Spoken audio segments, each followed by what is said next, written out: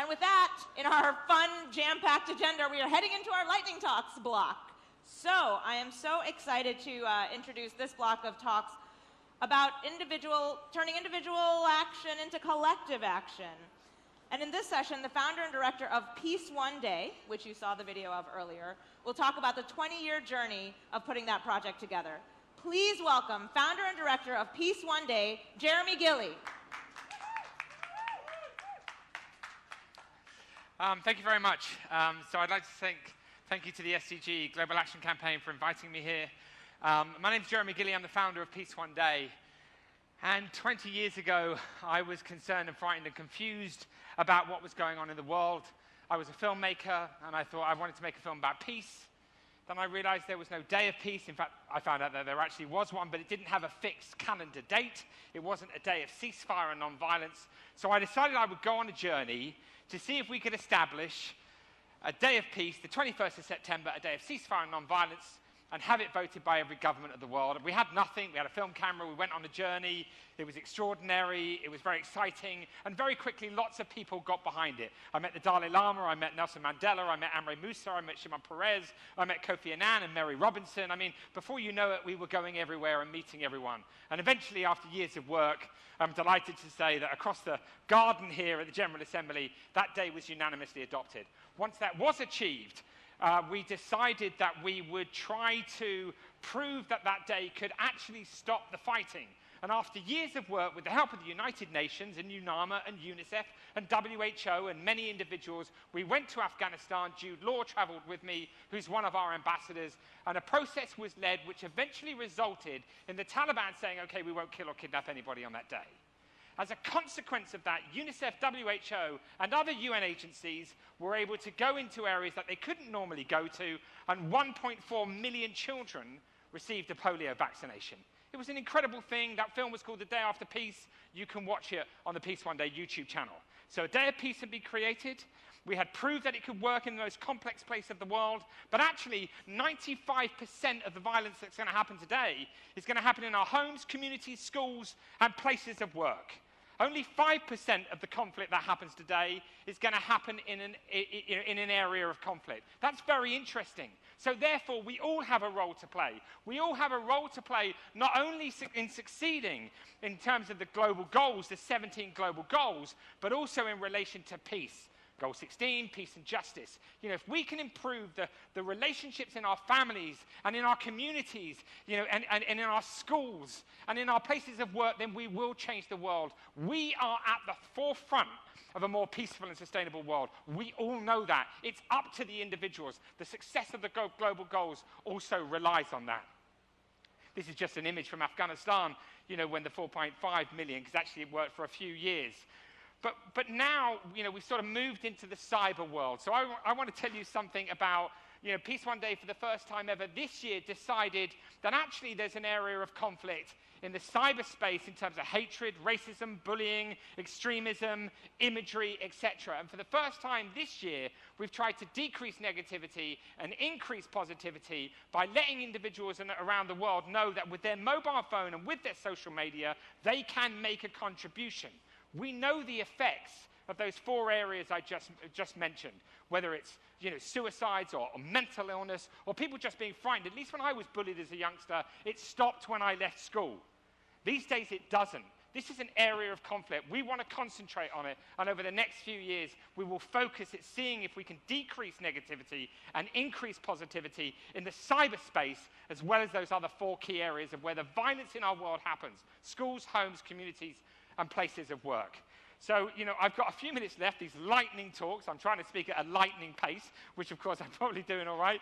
But I just want to go on to what our challenges are, that we at Peace One Day, we just completed 20 years of work. I've been to 133 countries. At present today, there are 1.4 billion people that are aware of Peace Day. 1.4 billion people are now aware that the 21st of September is a starting point for their action to a more peaceful and sustainable world. And at Shakespeare's Globe Theatre on Saturday, you just saw the image, we've launched a new 5-year campaign, which is 3 billion people being aware of Peace Day by 2025. We need to institutionalize this day. And there's a simple reason for the institutionalization of Peace Day. we measure three things. How many people we expose on an annual basis, which then boils down to how many people are aware of the day. But the most important number of all is what's the behavioral change looks like. What does the decrease in violence look like? Same methodology as a company will use for a billboard on the side of the road. How many people saw it, how many people remember it, and how many people purchased the product as a consequence. That's what we've been doing with the Day After Peace, with the Day After Peace. And a couple of days ago, on the 21st of September, around 19 million people were not involved in violence when they would have normally been. This is epic numbers. On the 21st of September, we know this is the day when more people think about peace than any other day of the year. Fact. We also know it's the day where there's the greatest reduction of violence. And I'm really grateful to partnering with the SDGs on the 20-year celebration with Sting and Mark Rylance and Jude Law and Emily Sondé and Secretary Generals of the Commonwealth and ministers and UN figures. It was amazing. And I'm excited about these next 5 years. So 3 billion people aware by 2025, decreasing violence, peace-free education resources in all 193 member states of the United Nations.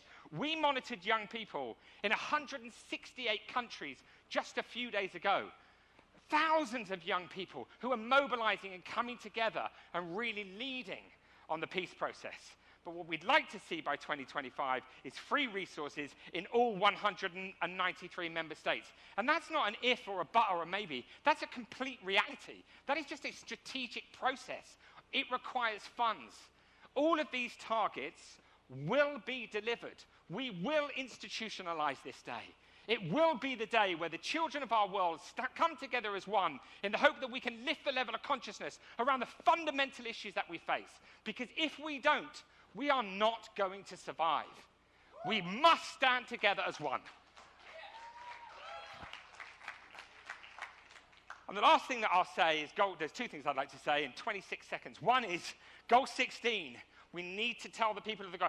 If we want sustainability, we've got to have peace. You can't have sustainability without peace. And in fact, you can't have peace without sustainability. And finally, we will also try to develop a new piece of technology that creates a new legacy system for the individuals of this world to showcase their positive contribution to humanity's survival. That should be the legacy. I've got some money, okay, that's fine. I did well in school, that's fine. But actually, these are my impact and my values. Judge me for that. Thank you for letting me be here. Thank you very much. Jeremy Gilly, look what can happen in 7 minutes, guys. And I realize we have so much peace here in the SDG Action Zone that we crossed our wires. Yoshiyoko Tatsuya is the founder of the Peace Boat, and Jeremy Gilly is the founder of Peace One Day. Let's give them both a huge round of applause. And now for the second lightning talk in this rubric under From Individual to Collective Action. This talk is called From Signals to Solutions, Harnessing the Power of Daily Observations for Sustainable Change in Food and Climate. As individuals, we all experience compelling indicators of food and climate crisis daily. By embracing and harnessing those signals rather than ignoring them, we can inspire change in our peers and organizations, and we can all become change makers for food and climate security. So here to talk more about that, please welcome the VP of Food Waste Prevention at Leanpath, Stephen M. Finn.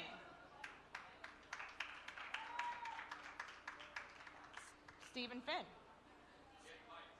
Oh. You know, live TV. But I want you guys to get your enthusiasm ready.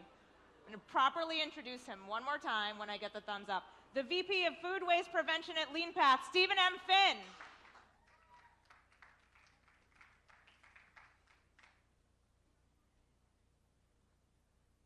Hi, everyone. Thank you. Good afternoon.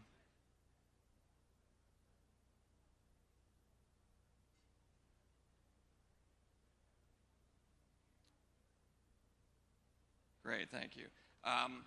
We all understand the concept of the power of the story. So today, let's marry that with the power of the picture, like these images here, which I refer to as the food waste wall of shame. Behind those pictures is my personal story, which I think can become your personal story. In my case, it's food waste and the challenge of successfully feeding 10 billion citizens by 2050. So how did I get in front of you here today? My story is a typical business story, economics degree, followed by MBA school, followed by 25 years in the retail, in the supply chain sector, managing a lot of processes and people, but really with a for-profit focus. And during that period, I felt something was missing, kind of a disconnect between people and planet. And so after a long period of thinking about that, I went back to school for a change management degree, and that led to another degree with a sustainability focus. And that led to just a number of thoughts coalescing on how I can change my life to help people and planet and really focus on the environment a little more. And that led to a journey into food here.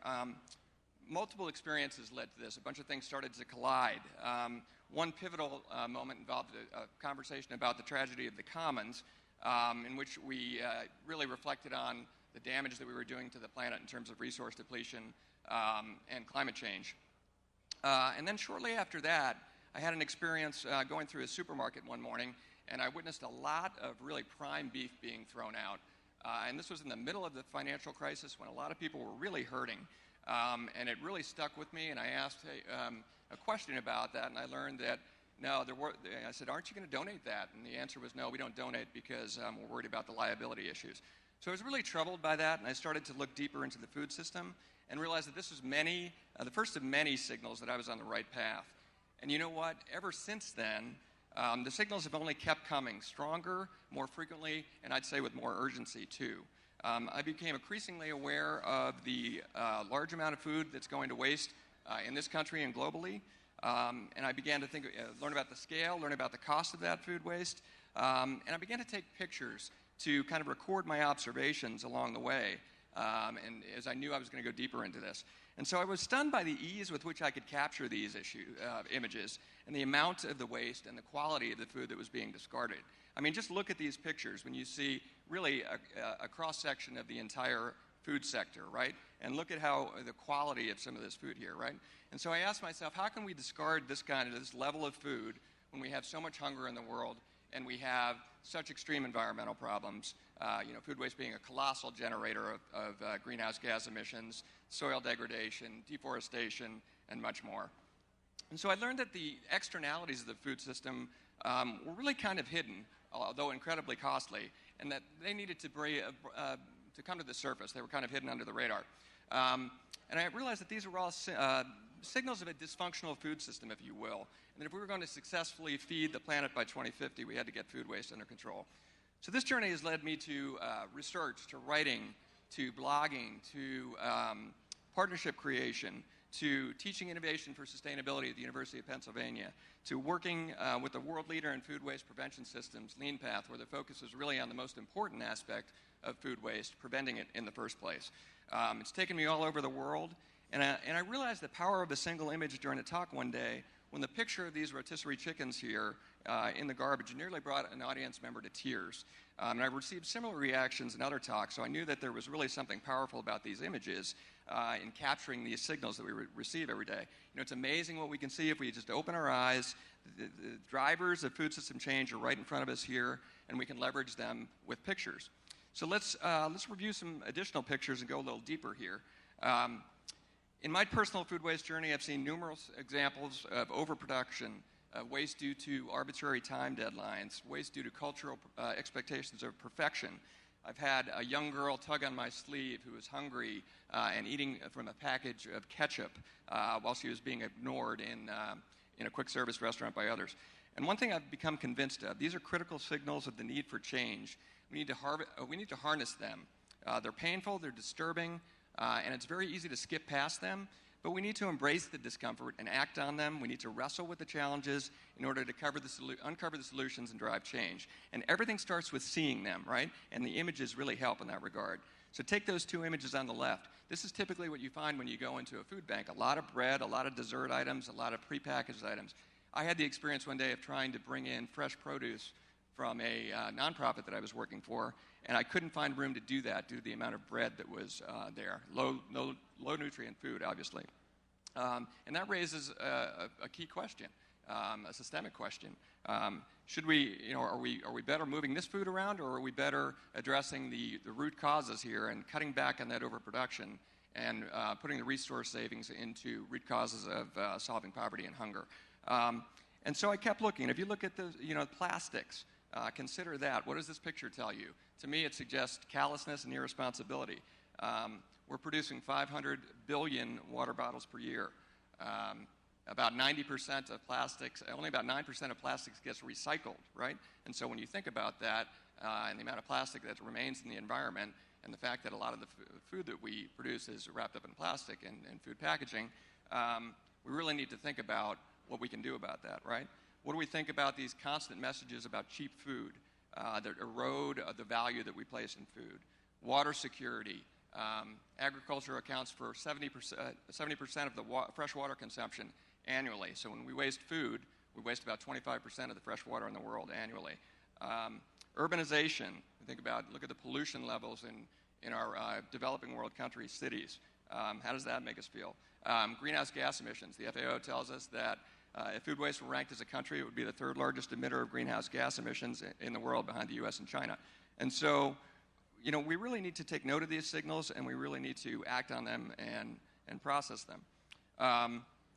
So all these images signal the need for change, right? We must change our behavior, and we can change our behavior.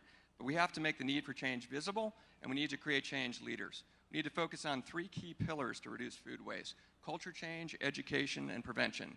We must change our culture of abundance, increase awareness, and educate our youth, and measure our progress with a focus on preventing the occurrence of food waste in the first place. And we need to carry these themes into other aspects of our lives regarding consumption as well. So to conclude, I've had plenty of signals in the 12-year journey that has inspired me to be an advocate for food waste reduction.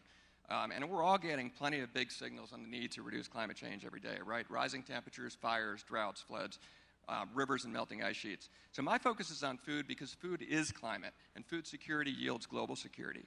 Food is the most impactful lever we have to drive the health of people and planet. If we fix food, we get a multiplier effect that benefits all of the other SDGs. So today we've seen the ease with which we are discarding food, the excessive cost of that waste, the power of the story, and the power of images in elevating the story to drive change. So we need to harness the power of our daily observations, wrestle with them rather than ignoring them, leverage the emotions that they evoke, and leverage our images of the need for change into actionable solutions for change. So I'm hoping that my story can become a point of inspiration for your story. That's why I'm launching the Image to Action Twitter campaign today in conjunction with Climate Week and World Food Day to inspire everyone who wants to lead the transformation to achieving the SDGs. The Image to Action site gives everyone a place to post their images from daily observations. They're powerful signals of the need for transition to a more sustainable food system.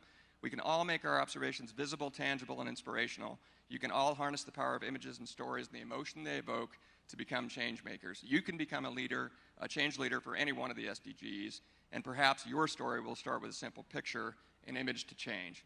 So I'll add one other hashtag, just see it, because once you see it, you can't unsee it.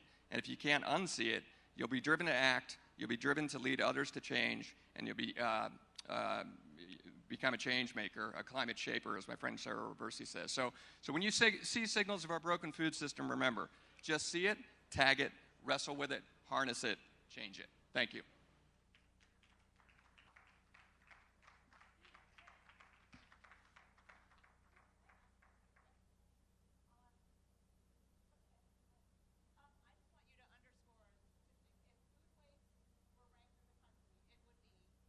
Third largest emitter of global greenhouse gas emissions behind the US and China. If you have to today, that is a very achievable statistic. And the campaign again launched Image to Action. Image to Action here in the SDG Action Zone. Let's have a huge round of applause for Stephen Finn.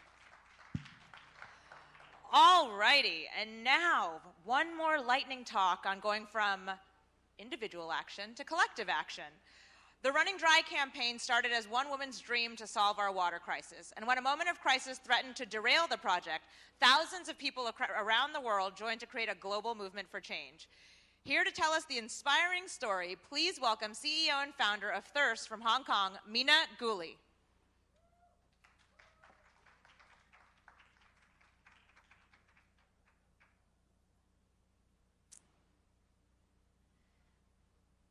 Imagine standing in Staten Island, nearby here, surrounded by thousands of people, clad in lycra, looking super fit.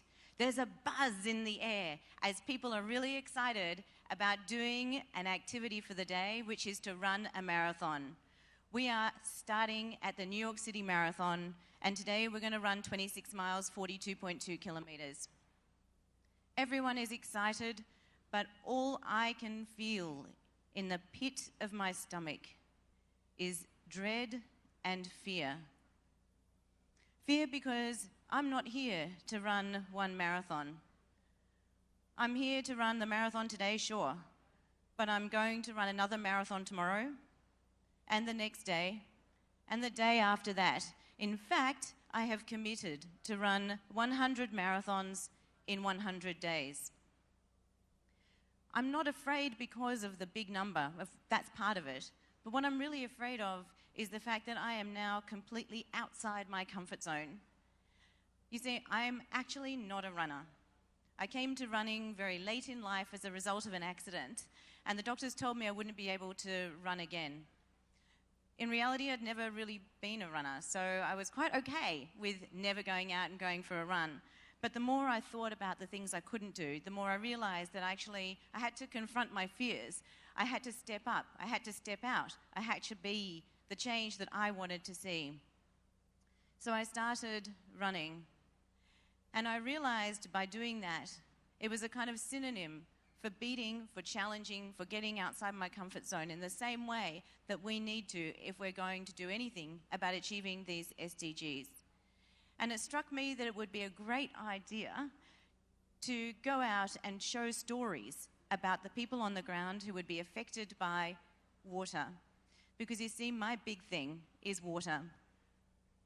I am afraid for the next generation, and I want to see SDG 6 fulfilled. So starting on that day, I went out to the grassroots. I wanted to show what it meant to be 100% committed to something. I wanted to show what it meant to throw a rock into a pool and see the ripple of change that could be felt across the land. We started in Uzbekistan in the Aral Sea, and I met fishermen who told me what it was like to watch the waters recede as they're used for cotton and for rice production. I ran in India, where women showed me that they walked for hours every day to collect water. And in South Africa, 4 hours from Cape Town. On my run, I took containers of water out to people whose taps had literally run dry. I gave those containers to kids who'd stayed home from school. Instead of going and learning, they were waiting for the thing that would give them life. I watched teenagers run after our truck carrying water, begging for more. And I watched as fights broke out on the street as we turned right instead of left. These big goals, these big problems, often seem far away. I think it's easy for us to think this is someone else's problem. All of us in this room, all of you watching on the webcam, you're watching because you're interested in the SDGs. You're watching because you're interested in these big problems. But in the case of water, these big problems are not someone else's. They're ours too. In water, you have to realize that water goes into every single thing we use, we buy, and we consume every day. Just as an example, what went into the clothes that you're wearing, the food that you eat, just what you're wearing just today, right now, took more water to make than all the water you have drunk in your lifetime. These numbers aren't just numbers on a page, they're people's lives. Remember all those people, the fishermen from the Aral Sea? I met people, farmers, communities in other parts of the world also who have given their lives and given their water to produce the things that you're eating and the things that you're wearing today. Wow. Big things are not just someone else's problem, they're ours too. But they're big. And we're all just individuals. What on earth can we do? When I stood on the starting line of the New York Marathon, I also thought that. I also thought, how on earth can I, just one little person, a kid from Australia who grew up, who doesn't even know about running or about sport or about how to create a global movement, how can doing what I'm doing, trying to show what it means to be 100%, trying to show that you don't have to be anyone to be someone, how can I step up and really make an impact? On day 62, having run 62 marathons in 62 days across the world, I'd tried to do it in 20 different countries, my world collapsed. I was diagnosed with a stress fracture in my right leg, 15 centimetre break, and I was unable to continue running. It was one of the darkest, most awful times in my life. But sometimes out of darkness comes the most amazing things. And on day 63, my team, who before we started didn't know anything about water or even the SDGs, came to me and said, "Mina, this is bigger than you. We're going to run." And they went out and did my run. And the next day, more people ran and more and more. And let me just show you the impact that one action of throwing a stone into a pool had around the world. Let's show the video.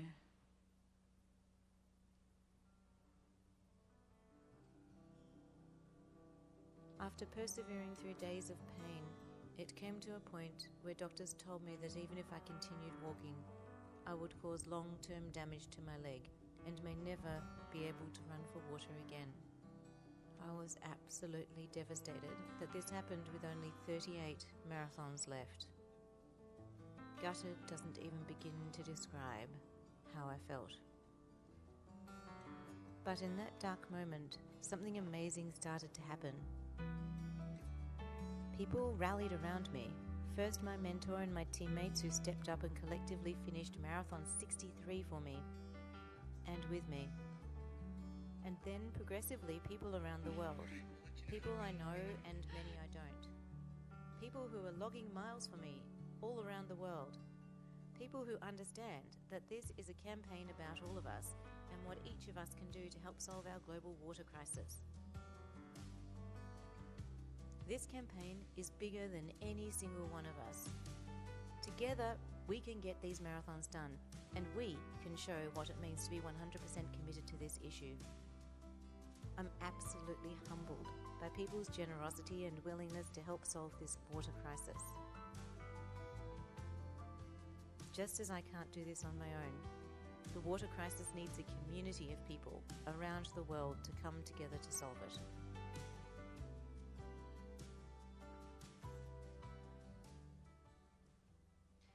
Change is not made by one person alone. Change is made by people united with purpose, with passion, and with perseverance. In my case, I watched from a wheelchair as people around the world stepped up. Not just one person, but thousands of people in over 160 cities in more than 50 countries around the planet. By the time we finished our campaign, we'd reached over 1.7 billion people across the world. And what had started on the 4th of November as my desire to show what it means to be 100% committed to one of the SDGs had become a global movement to it. These SDGs are not someone else's problem, they're ours too. We are just one person, but we can make a difference. Step up, step out. Most importantly, be prepared to go outside of your comfort zone and throw that rock into a pond, because until you do, you never know how far the ripples will travel. One of my community said right at the end of my run, something that has stuck with me forever and will continue to inspire me to continue to act, and that is, individually, we can make an impact, but together, we change the world. Thank you very much.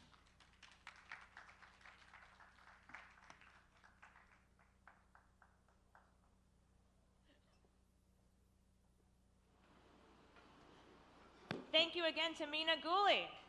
How do we like that lightning talk block? Did we see individual action turn into collective action? Do it right now. Let's have a big round of applause for the SDG Action Zone. We're going to take a little break. You guys have some tea, and we'll be back here in about 15 minutes for some insight from high-level and exciting UN speakers.